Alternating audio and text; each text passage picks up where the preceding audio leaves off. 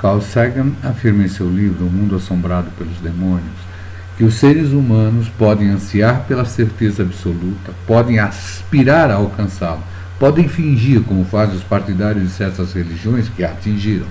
Mas a história da ciência, de longe, o mais bem-sucedido conhecimento acessível aos humanos, ensina que o máximo que podemos esperar é um aperfeiçoamento sucessivo de nosso entendimento, um aprendizado por meio de nossos erros, uma abordagem assintótica do universo, mas com a condição de que a certeza absoluta sempre nos escapará. Carl Sagan me motiva a procurar novos caminhos sempre, principalmente quando estou a planejar minhas aulas, que estão alicerçadas na pedagogia das perguntas.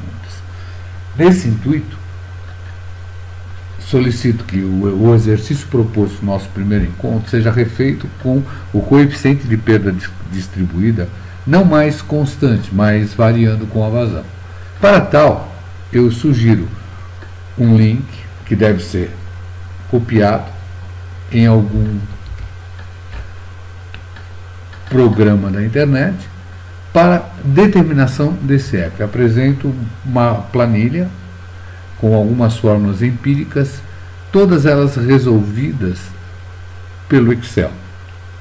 Depois disso, ainda proponho que seja feita a solução do exercício pela fórmula de Hans Williams, mas supondo que a instalação tenha 10 anos e 20 anos. Para que possamos refletir o que acontece com o ponto de trabalho com o envelhecimento da instalação.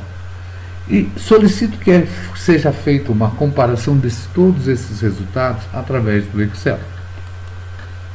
Pela equação da energia aplicada da seção inicial à seção final, havíamos obtido que a carga que o sistema precisa era igual à carga estática, que no caso era 40, mais 3.501,3 vezes o coeficiente de perda de carga distribuído antes da bomba, vezes a vazão ao quadrado, mais 29.629,24 vezes o coeficiente de perda de carga distribuída depois da bomba, vezes a vazão ao quadrado. Por que dois coeficientes? Porque esse coeficiente muda com o diâmetro. E nós temos dois diâmetros diferentes. Na sucção, nós tínhamos um diâmetro nominal de 300 milímetros e no recalque tínhamos um diâmetro nominal de 250 milímetros. Lembrando que as tubulações antes e depois da bomba eram de ferro fundido. A partir daí, vamos considerar que a água esteja a 20 graus Celsius, para que dessa forma possamos determinar as suas propriedades, como massa específica, viscosidade, tanto a cinemática como a dinâmica. Partindo disso, devemos determinar a rugosidade equivalente do ferro fundido. E como nós vamos fazer isso? Como vamos determinar esse valor? Ora, através de pesquisas. E essas pesquisas vão indicar que esses valores podem mudar em função da fonte que nos é fornecida. Alguns exemplos. Nesse caso, nós temos tubo de ferro fundido novo como tendo uma rugosidade equivalente em milímetros igual a 0,1. Se ele não for não revestido, ela pode variar de 0,15 a 0,6. Levemente enferrujado, 0,30. E agora, né? Valores diferentes. Ó, o engenheiro vai ter que adotar uma posição e justificar a posição que ele adota. Alguns outros exemplos de obtenção dessa rugosidade equivalente para o ferro fundido. Aqui nós temos outra, dada pelo livro Frank White, na página 463.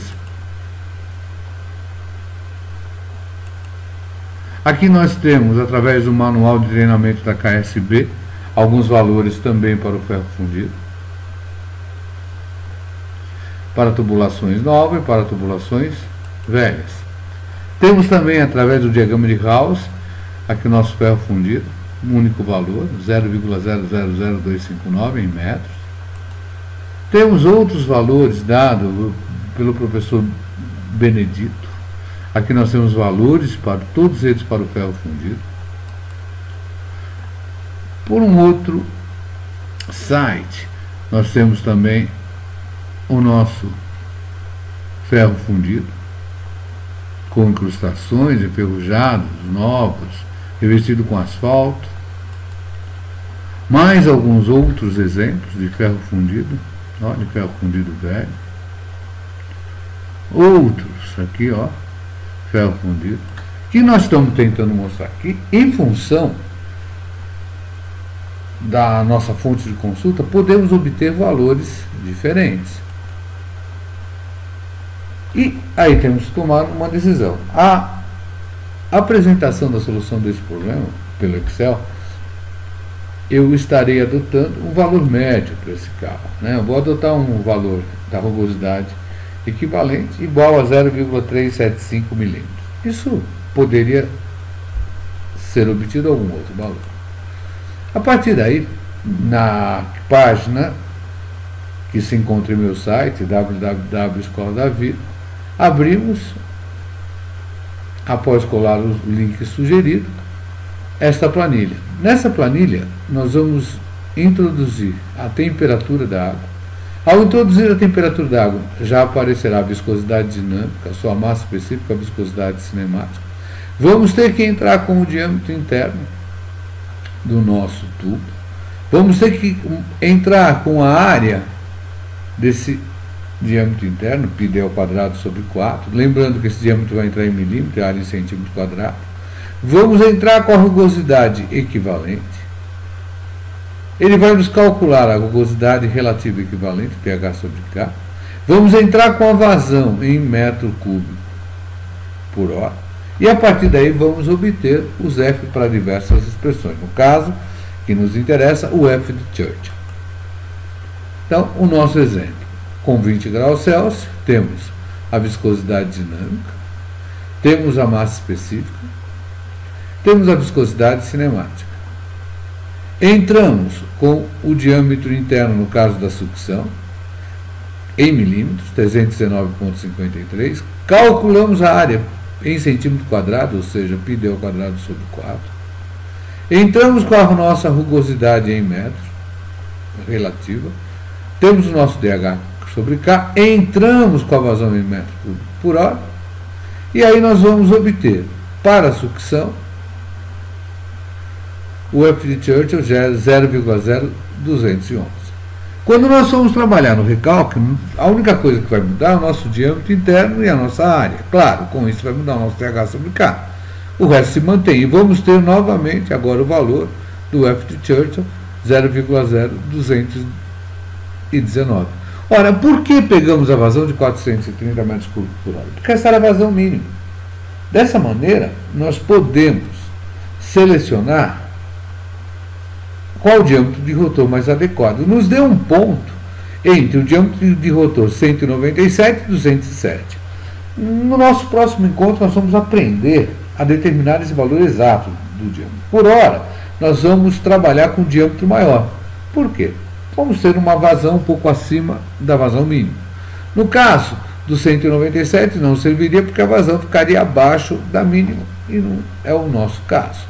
A partir daí, nós vamos simplesmente ler os valores dessa curva do fabricante. Tanto os valores da carga manométrica, o H em função da vazão, como do rendimento em função da vazão. Dessa maneira, nós criamos uma tabela da vazão em função da carga manométrica e da vazão em função do rendimento. Vamos para o Excel e obtemos essas duas curvas. A laranja, que representa a curva do rendimento em função da vazão, com R ao quadrado 0,9973, muito bom, porque está próximo de 1. E a CCB, ou seja, HB em função da vazão, com R ao quadrado 0,9997. É melhor ainda, praticamente 1 mesmo. Tá? Como obtemos isso no Excel, vamos comentar mais adiante. A partir daí, determinamos o F de sucção e o F de recalque, montamos a tabela da curva característica da instalação, nosso CCI, e vamos traçá-la, e também obter a equação da linha de tendência. Ora, no ponto de trabalho, nós temos o HB igual a HS. Quando igualarmos essas duas equações, vamos cair numa equação de segundo grau que vamos resolver por Bhaskara. Ou seja, vamos obter uma vazão de trabalho de 467,9 metros cúbicos por hora, que é acima da vazão mínima, 430. Vamos substituir essa vazão na linha de tendência da CCI. Por que pegamos a linha de tendência da CCI? Porque o réu quadrado era igual a 1, ou seja, ideal.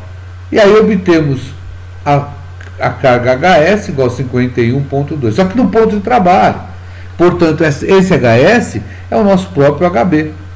Da mesma forma, pegamos a vazão na equação da linha de tendência do rendimento, função da vazão, e obtemos um rendimento na ordem de 65,52. Ora, tendo a vazão do ponto de trabalho, a carga manométrica do ponto de trabalho, o rendimento do ponto de trabalho, podemos calcular a potência nominal da bomba. E vai, nesse caso, será calculada como um produto do peso específico do fluido que passa pela bomba, vezes a vazão, a carga manométrica, e dividido pelo rendimento, todos esses parâmetros definidos no ponto de trabalho.